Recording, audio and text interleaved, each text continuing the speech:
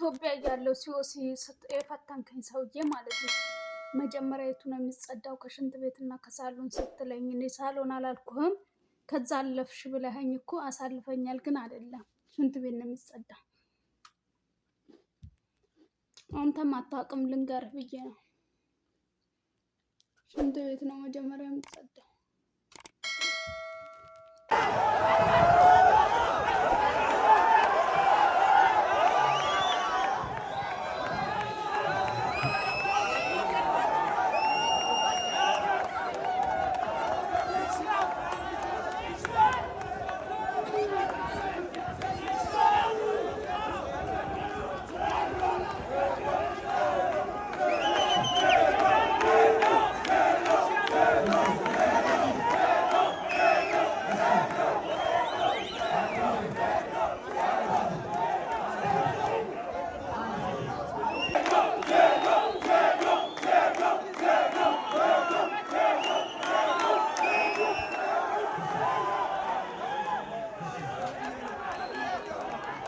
እኔ ዱለኛ የሆንኩበት ምክንያት ማለት ነው መግደል ቢያቅተኝ መሞት ስለማያቅተኝ ነው።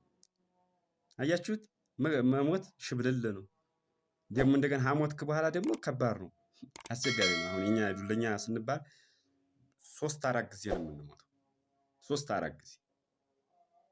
1 ዱላው ሲሰበር፣ 2 ዱላው ሲያመልጠን፣ 3 ዱላው ሳንይዝ በባዶ እጃችን።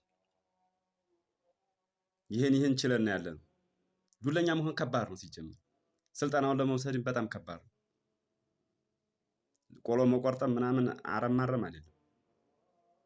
ያለባል፣ ያርበተበታል። ይህን ስልጠና ለመውሰድ ተፈጥሯዊ ስኮን ነው እንጂ ከተፈጠርክ በኋላ በልምድ የሚመጣ አይደለም። ኔቸር ኦፍ ዘ ፕሮዳክሽን ወይም ዳብል ጡንቻ።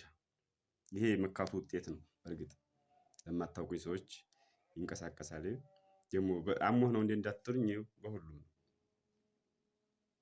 ዳብል ጡንቻ ነን እኛ። እየተዝናናን ቁጭ ብለን ከዛ ለካ ጅላስ ሻፍዶ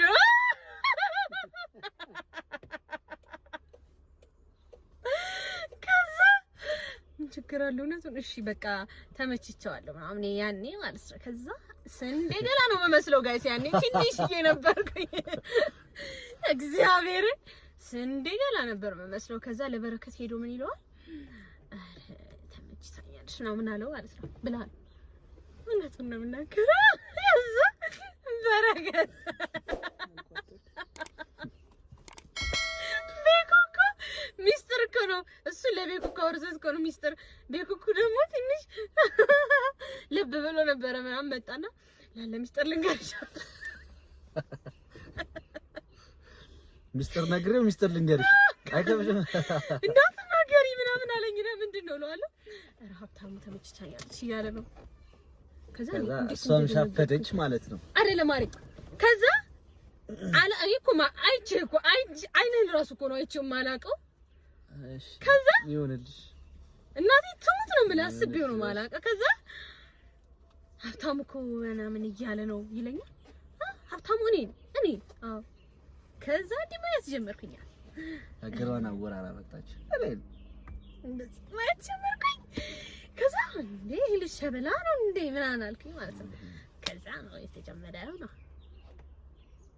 ከዛ ቀስ በቀስ ከዛ ማውራት በጣም ጀመርን ምናምን በጣም ማውራት ጀመርን። ሁላ ሄደክ ከዛ መገናኛ ሻይ ቡና መባባል ጀመርን ምናምን።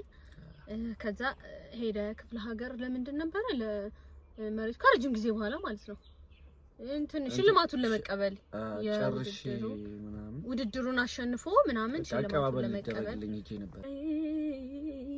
ጭራለ ሰማይ አቆልቆየ ባይ